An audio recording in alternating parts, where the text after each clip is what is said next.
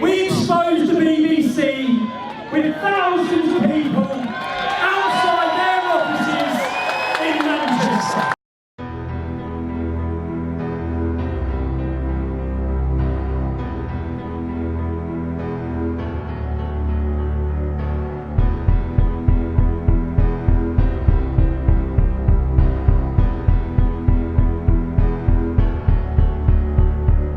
In 2011, I tried to fly to America for September the 11th. The police told me openly in America that the British authorities had told them not to let me in and to send me back, so I was deported. In 2012, I wanted to go back to America, and I used my friend's passport. So I went to New York. I spoke straight after the New York State Senator. For this fact, you was sent to prison for 10 months. Yeah. It was the first time I'd been in prison in London. In 2012.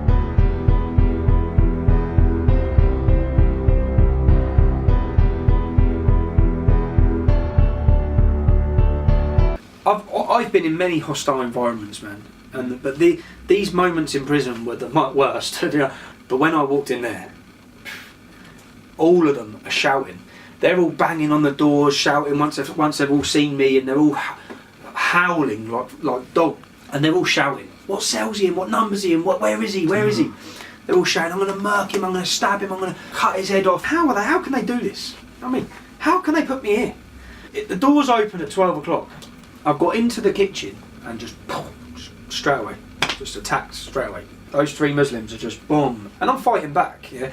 Because that forced, after that, all of the prison screws have come.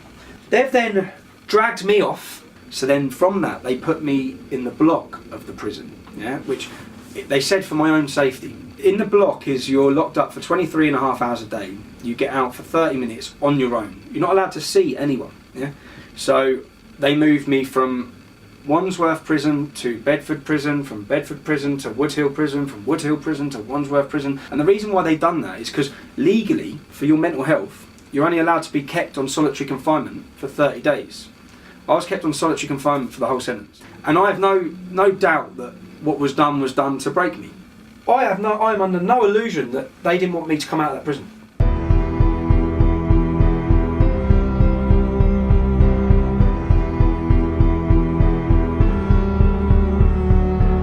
For example, the mortgage frauds that they charged me with. My brother-in-law was buying a house. Yeah?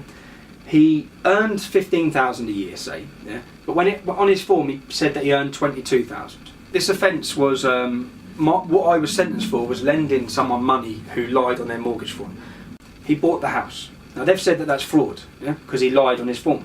Okay, he sold the house. This is 6 years ago. The mortgage company were paid back. No one ever lost any money. There was no financial profit. There was no financial gain to me. There was 1 million people who did this, actively encouraged by the banks. They've then said go guilty to these two charges, because if some of my other family members would have been taken to court, they'd have lost their careers, they'd have lost their jobs, their livelihood. They've worked all their life for that. At that time, my mother, as far as we knew at that time, was dying. She was very, very ill. We thought it was incurable. So I'm sitting there having to weigh up my family security with 9 months in jail. I'm going to be in prison when my mum dies, yeah? My family members are going to lose all their jobs if I don't. And I took the decision that, and I prayed that I took the 9 months. I hoped that my mum would be all right, which thank God she has been.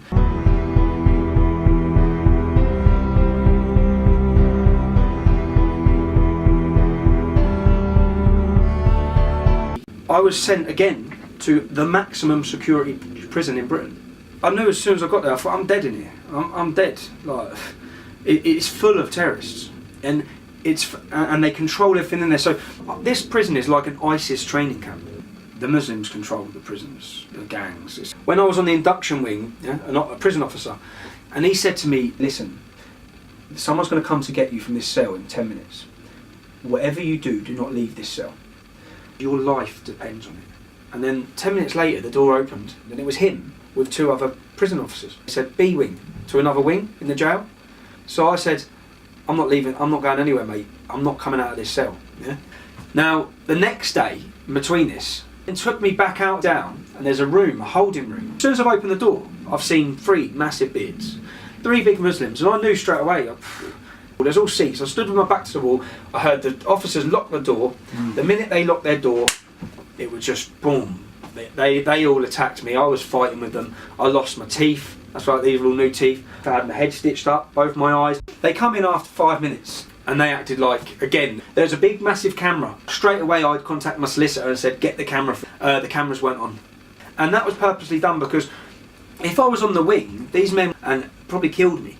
After that, because on the outside, a lot of friends and a lot of supporters were contacting the Ministry of Justice, Chris Grayling. After that, I think their hand was forced and they transferred me then to a prison in the south of England. The prison staff were very, very, very, very decent.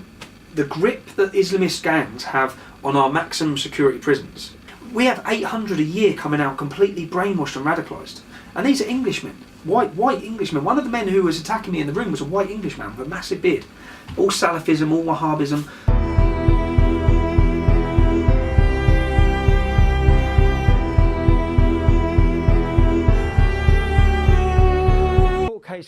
Il y a un procès en cours où 29 personnes sont en examen pour avoir violé en gang une centaine de petites filles. J'étais dans la rue, devant le tribunal, et c'est sur internet, tout le monde peut voir ça. Donc j'étais en face du tribunal, et tout ce que j'ai fait, c'était de lire un article de la BBC qui parlait du sujet. Un article qui est toujours en ligne et que tout le monde peut voir. Ils m'ont arrêté pour trouble de l'ordre public. Ils m'ont mis en détention. Mon avocat les a contactés. Ils ont envoyé un email à mon avocat en disant que j'avais été libéré. Mon avocat a toujours cet email. Et puis, ils m'ont fait passer par la porte de derrière du commissariat, ils m'ont mis dans un van et ils m'ont emmené devant le juge. Les médias ont reporté que j'avais plaidé coupable, mais ils ne m'ont même pas demandé de plaider coupable ou non coupable. Et jusqu'à ce point, jusqu'à ce jour, je ne sais toujours pas ce que j'ai fait de mal. On est censé savoir de quoi on est accusé. Ils m'ont accusé d'outrage au tribunal. Mais quel outrage au tribunal? Lorsque j'étais dehors en face du tribunal, je prenais toutes les précautions nécessaires en disant « criminel supposé » pour pointer du doigt le fait qu'on est innocent jusqu'à preuve du contraire. Et je n'ai pas cherché la confrontation physique. Je connais la loi. Les juges n'ont pas le pouvoir d'interdire de partager des informations qui sont déjà accessibles au public. Et ce qu'on a vu cette semaine, c'est le plus haut juge pays qui a dénoncé la fraude qu'a été mon procès. Il a dénoncé les ingérences de cette affaire, la farce qu'a été mon procès. Dans mon pays, dès qu'on critique l'islam, vous êtes diabolisé, vous êtes attaqué par tout le monde. Tous les gens qui ont de l'autorité et tous les médias mainstream se sont alignés pour m'attaquer, pour justifier mon emprisonnement et pourquoi je mériterais d'être en prison.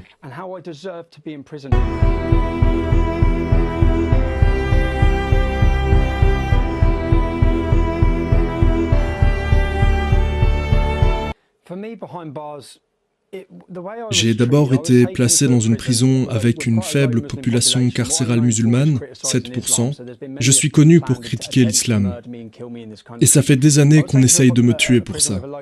Ça se passait relativement bien. J'étais séparé des autres prisonniers, mais les gardiens s'assuraient que je puisse sortir de ma cellule sans danger au moins quelques heures par jour, et ils jouaient avec moi au poker et au snooker. Puis j'ai été transféré dans une autre prison. C'est la prison avec la plus large population musulmane de tout le pays. J'ai été placé en cellule d'isolement, sans pouvoir parler ou voir qui que ce soit, avec comme justification le fait que j'étais en danger. Ils m'ont délibérément transféré dans cette prison pour que je sois en danger, pour pouvoir me mettre en isolement. Quand on pense à cette affaire dans son ensemble, ça ne leur a pris que quelques heures pour m'arrêter, me juger et m'emprisonner injustement, et puis ils m'ont transféré dans cette prison. Ils ont réduit mes droits de visite, et ça leur a pris 2 mois pour que j'obtienne l'opportunité d'aller devant un juge. Lorsque le juge a entendu et vu ce qui s'est passé pendant mon procès, ils n'ont trouvé que des manœuvres illégales et des vices de procédure dans cette parodie qu'a été mon procès. Et puis, ça leur a mis encore 2 semaines avant de me libérer. Je n'ai pas mangé là-bas, j'ai perdu près de 18 kilos en prison. J'avais une boîte de thon et un fruit par jour. J'étais censé être en prison, pas à Guantanamo. Et je ne pouvais pas ouvrir ma fenêtre parce que je recevais des crachats et des excréments. Eh bien, ma cellule était au niveau du sol, alors qu'ils auraient très bien pu me mettre dans une autre cellule. Donc les prisonniers pouvaient passer devant ma cellule, et la mosquée était directement en face de ma cellule. On a eu des journées de canicule, et lors d'une journée de canicule, j'ai été couvert d'excréments et de crachats. J'ai fini par bloquer complètement ma fenêtre.